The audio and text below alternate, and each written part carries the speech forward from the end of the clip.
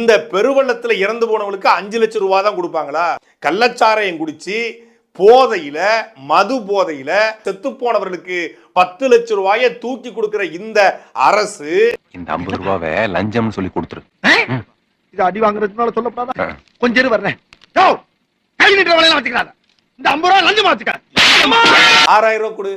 இப்ப 6000 ரூபாய் கொடுத்தோன்னே இப்ப இந்த கவுன்சிலர் எல்லாம் மறைஞ்சிருந்தான்ல, இந்த வட்ட செயலாளர் கொட்ட செயலாளர் எல்லாம் மறைஞ்சிருந்தால, இவன் பூரா வெளியே வந்துருவான்.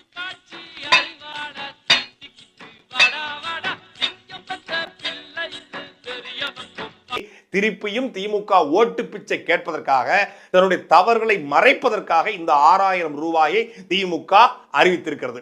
நீங்க செய்யறது பிச்சை எடுக்கிறத விட கேவலமா இருக்கு. பிச்சைன்னு நீ ஏன் நினைக்கிற? போலீஸ்காரங்களுக்கு எல்லாம் பொதுமக்களா சென்ற அன்பளிப்பு நினைச்சுக்க. வெறித்தனமா உழைக்கிற நமக்கு வியாபாரிகள் எல்லாம் சென்ற வெகுமதி நினைச்சுக்க. ஏன் தேவையில்லாம கண்டனத்து உடம்பு கருத்துக்கிறேன்.